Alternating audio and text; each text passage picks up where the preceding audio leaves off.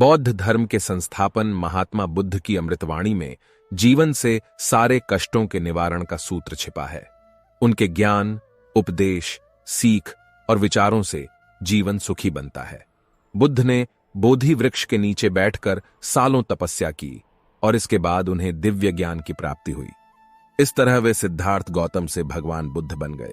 गौतम बुद्ध के जीवन से कई प्रचलित कहानियां जुड़ी हैं, लेकिन इस कहानी में जानिए अमृत खेती के बारे में। जी हां, ऐसी खेती जिसमें ना ही हल की जरूरत होती है, न बैल की और ना ही किसी बीज की। इस कहानी में गौतम बुद्ध ने अमृत खेती के रहस्य के बारे में बताया है।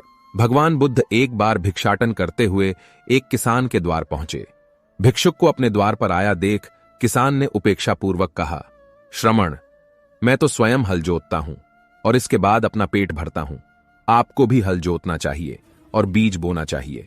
इसके बाद मेहनत कर खाना खाना चाहिए।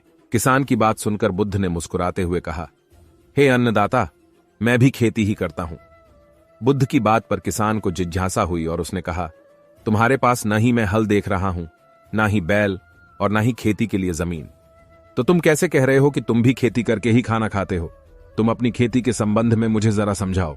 बुद्ध ने किसान से कहा, मेरे पास श्रद्धा, भक्ति, आस्था, आदर, सम्मान और स्नेह भाव का बीज है।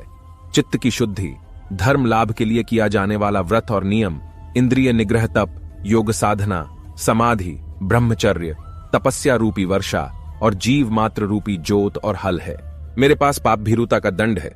मेरे पास काले लोहे से सोना बनाने वाले सद्विचारों का पारस रूपी रस्सा है। स्मृति और जागरूकता रूपी हल की फाल और पेनी है। बुद्ध बोले, मैं वचन और कर्म में संयत रहता हूं।